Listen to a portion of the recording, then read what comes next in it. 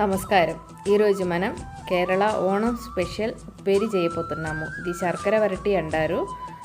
బెల్లం భాగంలో వేసిన బనానా చిప్స్. ఇవి చాలా టేస్టీగా ఉండే ఒక ఐటెం. ఇది ఓణంకి కంపల్సరీగా ఉండాల్సిన ఒక చిప్స్ ఐటెం కూడా.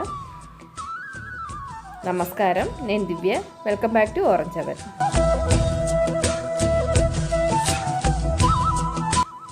ఇవి కేరళ బనానా చిప్స్ చేయడానికి మనం ఎక్కువగా వాడేది ఈ బనానానే. దీంతో చిప్స్ చేస్తేనే చాలా టేస్టీగా ఉంటుంది. ఇది నేను కేరళ నుంచి తెప్పించాను. ఇక్కడ అస్సలు దొరకట్లేదు, కానీ కొన్ని చోట్ల కేరళ స్టోర్స్లో బాగా దొరుకుతాయి ఇవి. దీంతో చిప్స్ చేస్తే చాలా టేస్టీగా ఉంటుంది. ఒక వెసల్లో మామూలుగా ఉండే వాటర్ తీసుకోవాలి. దాంట్లోకి 1 స్పూన్ పసుపు, 1 స్పూన్ ఉప్పు వేసుకోవాలి. తర్వాత ఈ బనానాది స్కిన్ తీసేసి ఆ పసుపు నీళ్ళలోకి వేసి పెట్టుకోవాలి. దీని లోపల ఒగరు ఉండదు, అది పోవడానికి పసుపు వాటర్లో వేసి పెట్టాలి. స్కిన్ ఇలా తీసేస్తే వచ్చేసిద్ది. ఈ స్కిన్తో కూడా కర్రీ చేసుకోవచ్చు. ఇప్పుడు మనం ఈ బనానాని వాటర్లో వేసి పెట్టుకోవాలి. ఒక అరగంట ఈ వాటర్లో వేసి పెట్టాక మంచి వాటర్లో ఒకసారి రబ్ చేస్తూ కడగాలి. ఈ పైన ఉండే ఒగరంతా పోవడానికి, క్లీన్గా ఉండడానికి, మనం చిప్స్ చేసేటప్పుడు అందంగా ఉండడానికి అలా కడిగితేనే బాగుంటుంది. ఇలా ఒక స్క్రబ్బర్ కొత్తది తీసుకొని ఒకసారి ఇలా రబ్ చేసుకోండి.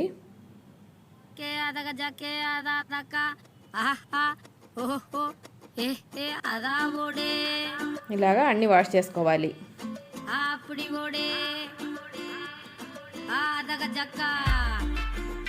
ఈ వాటర్ అంతా ఒకసారి తుడిచేస్తే క్లీన్గా అవుతుంది. లేకపోతే ఆయిల్లో వేసేటప్పుడు ఎక్కువ పేలుతూ ఉండదు. వాటర్ ఒకసారి ఇలాగ తుడిచేసుకోండి.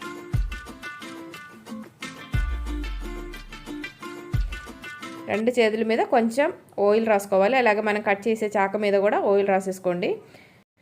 నేను మామూలు నైఫ్తోనే కట్ చేయబోతున్నాను. ఇలా కొంచెం ఆయిల్ రాసేసుకున్న తర్వాత కట్ చేసుకోవాలి.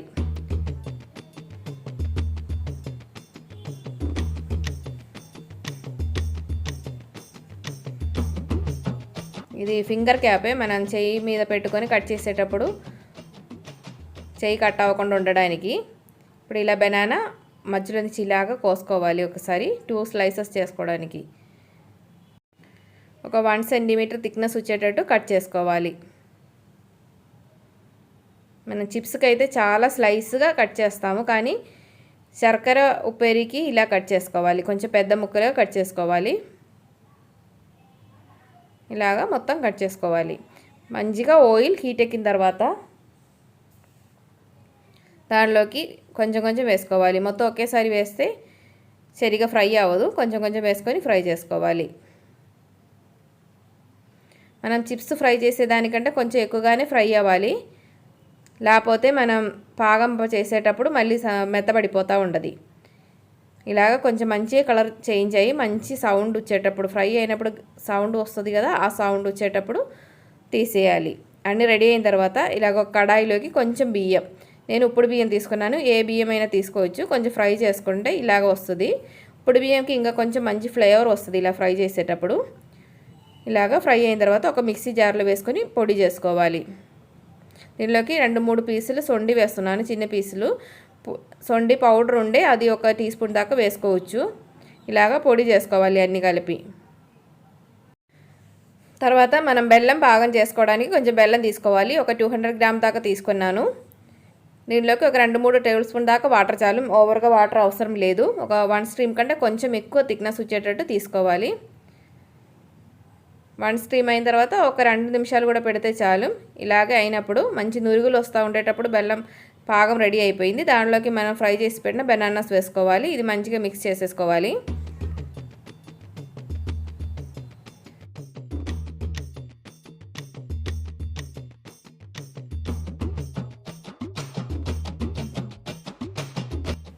దీనిలోకి 1/2 టీ స్పూన్ దాకా జీలకర్ర పౌడర్ వేసుకోండి.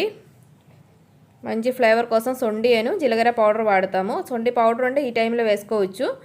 నేను పౌడర్ లేదు కాబట్టి కొంచెం సొండిని దాంట్లో వేసి పొడి చేసేసాను. ఇప్పుడు మనం పొడి చేసి పెట్టిన బియ్యం సొండి మిశ్రదాన్ని దాంట్లోకి వేసుకోవాలి. ఇది కూడా వేసి మిక్స్ చేసిన తర్వాత స్టవ్ ఆఫ్ చేసేయచ్చు. తర్వాత చల్లారేసరికి ఇదంతా మంచి థిక్గా అవుతుంది. మధ్యలో మధ్యలో కలుపుతూ ఉండాలి. మొత్తం ఒకేసారి గడ్డగట్టి పోకుండా ఉండడానికి. దానిలో 1 స్పూన్ దాకా నెయ్యి కూడా వేసుకోండి. తర్వాత మంచిగా మిక్స్ చేస్తా, చల్లారిస్తే ఇలాగా థిక్గా అవుతుంది.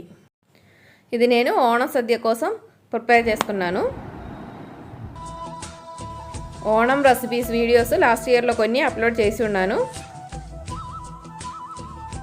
నేను ఒక చిన్న ఓణం సద్య కూడా రెడీ చేశాను. అన్ని ఫుడ్ కలిసి మన అరటాకులో అన్నం తినేదానికి సద్య అంటారు. కేరళలో రిలీజియస్ తేడా లేకుండా, చిన్న పెద్ద తేడా లేకుండా అందరూ ఒకేలాగే సెలబ్రేట్ చేసుకునే ఒక పండగే ఇది. సద్య షేర్ చేయబోతున్నాను. ఇలాగ ఉప్పు, చిప్స్, అలాగే మనం చేసిన శర్కర ఉప్పేరి, అప్పలాలు, పికిల్స్, ఇది ఉల్లి తీయలు, ఇంచి తీయలు అంటారు, సాంబార్ ఆనియన్తో చేస్తారు. అలాగే బీట్రూట్ కిచ్చడి, కాకరకాయ పచ్చడి, ఇది కూటుకర్రీ అంటారు. అలాగే అవియలు, ఇంకా అన్నంతో పాటు సాంబారు కూడా చేశాను. ఇది కాకుండా పులిసేరి అంటే పెరుగు పులుసు, అలాగే పప్పు, రసం, ఇవన్నీ చేస్తారు. ఇంకా కర్రీలు కూడా చాలా రకాలు ఉన్నాయి. 2 రకాలు పాయసాలు కూడా చేశాను. హ్యాపీ ఓణం! అందరు హ్యాపీగా ఉండండి, హెల్తీగా ఉండండి. Thanks for watching. Arjan continues. Bye bye.